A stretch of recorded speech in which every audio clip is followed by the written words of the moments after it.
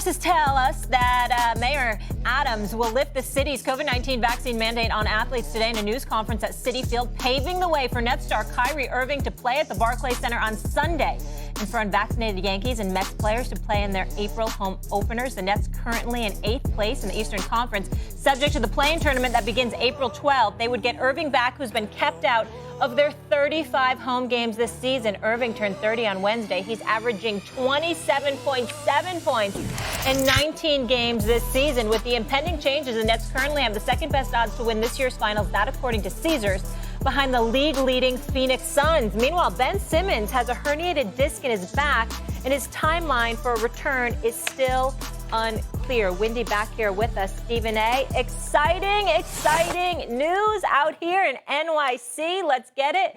Tell me this, though. Do the Nets need Ben Simmons back to be able to win the title? I think to win the title, yes. I don't believe to come out of the East. That's just my personal opinion.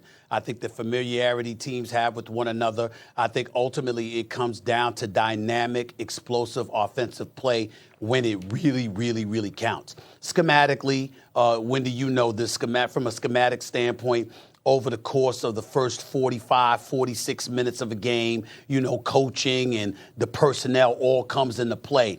But assuming that that's relatively even, now we get down to those crunch time minutes.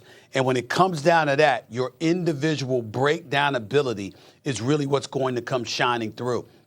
And that's when nobody can rule out the greatness of a Kyrie Irving and of a Kevin Durant. What makes Boston special right now this year compared to what we've witnessed years past is that even though we saw Tatum elevating and Jaylen Brown elevating, and we saw what they were capable of, they were never this good defensively. So you knew that at some point in time, you could get the better of them. And as a result, their youth and inexperience combined with the fact that they didn't have sublime, defensive prowess would ultimately come back to bite them when it really counted. That's why they could get to a Game 7 of an NBA Eastern Conference Finals, and they ultimately would lose to the greatness of a LeBron or somebody else. You got that. You get the impression this year they have the personnel and the team chemistry on the defensive side of the ball to negate all of that. This is while Tatum and Brown have elevated, while Marcus Smart has elevated, while all those supplementary parts that they have around them, like Dice and White and other guys, and Robert Williams, I can't forget him, and what I'm seeing makes you stand back and say, this Boston Celtics team is no joke. So when you look at it from that perspective, how do you offset that? You supplement Brooklyn's offensive prowess with their ability to get stops, which is what they haven't been able to do, which is what Wendy was talking about.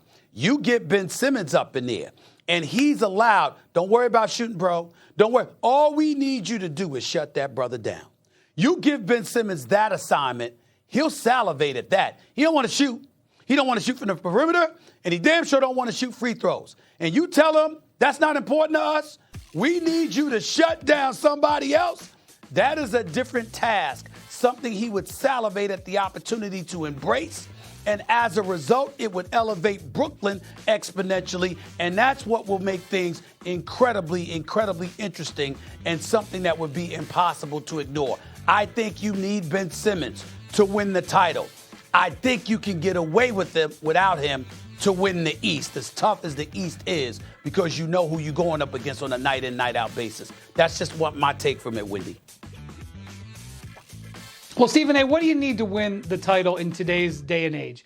You got to have a transcendent offensive superstar, and you got to have somebody that can defend the big players on the perimeter. That's why the Milwaukee Bucks traded all of that stuff for Drew Holiday. Look how valuable he was. That's why when you're looking in the Eastern Conference, you got to worry about Jason Tatum and James Harden and Giannis and Jimmy Butler and all the top players out there, Durant. So did the Brooklyn Nets want to trade James Harden? No, they didn't want to trade it. They fought it until the last second when they realized that they couldn't go back. But the reason they were really interested in taking Ben Simmons is because he's that type of player. because it's 6'11", 6'10", and his ability to defend all 5 positions. He's the type of defensive player that you need. He's the guy who can be like Mikal Bridges and the value that he is defensively for the Suns. Why Kawhi Leonard was regarded as one of the best players in the league, because he's winning finals MVPs because he can play at both ends. Having that guy that you can match up, not necessarily in a shutdown situation, but in a situation where it's end of game, like you said, Stephen A., and the other team is going to try to set up a matchup, and you can put Simmons on anybody on the court and say, go ahead and try that pick because we can switch Ben Simmons onto you. That is what they need. The Nets need to have that in their arsenal, especially because fundamentally their defense is poor. They rank 23rd in defense in the league. They rank 23rd with Kyrie Irving. They rank 23rd without Kyrie Irving. They are a substandard defense. Ben Simmons gives them a weapon defensively that they don't have. So I have covered and talked to players in the past who have had the epidural on a herniated disc. Now, I am not a back specialist, and every injury is different, but I will just tell you, I have talked to and covered players who have had this procedure, and they say, boy, does it really work. It can really provide a lot of relief. So the fact that he got that injection, there's a reason why the Nets are still leaving the door open that he could play, Stephen A., and that they're even Steve Nash said yesterday, hey, if he doesn't play a second in the regular season, I still think we could use him in a playoff setting, just put him right in the game. But it doesn't change the fact that there's an underlying condition there with that herniated disc. And it doesn't change the fact that Ben Simmons has not played, I went and looked it up, in 312 days.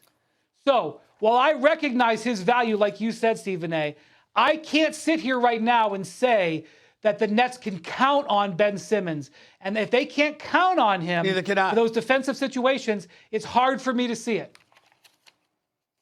Well, listen, I'm not counting on him either, because the reality of the situation is before the back injury came into play, you could call it mental health. Some people believe him, some people don't. We all know that story. We get all of that. And so Brooklyn finds themselves in this quandary. But ultimately, it comes down to KD and Kyrie for this reason. I'm not even talking about their talent as we venture into this particular category that we're discussing right now. This team is their team. I don't mean it from the standpoint of they're the faces of the organization. I mean they assembled it. Remember Kyrie Irving? We don't really need a coach. Well, guess what? What if you had a coach whose brilliance was about coaching defense? What if you had, for example, a defensive mind, at least like Tom Thibodeau used to be before this season, for crying out loud, and you didn't have to worry about offense. You just have to worry about defense. With the personnel that the Brooklyn Nets have in place, I would dare say that's something that they could deal with. Remember, it's a lot of stuff and it's a lot of character issues that can't be ignored here. A, you got Kyrie. It's about me. It's not about the team. Vaccine. You've got Blake Griffin, who didn't dunk for 2 years. But suddenly he get to Brooklyn and he dunk it all over the place. Did not dunk in 2 years. A former slam dunk champion didn't dunk in 2 years in Detroit. But suddenly he gets to Brooklyn and he can dunk. You got Seth Curry, who's emerging as he's a damn good basketball player. Seth Curry, we got to give him some love. Say what you will about Andre Drummond. He's a big boy who doesn't mind banging, who doesn't mind rebounding. Can't defend the pick and roll to save his life, but in terms of a big body down low who can make sure he limits offensive rebounds for the opposing team, he is somebody that's capable of doing that while grabbing some offensive rebounds himself for his team.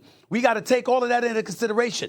There are a plethora of coaches, both you and I can point to throughout history, Wendy, that could have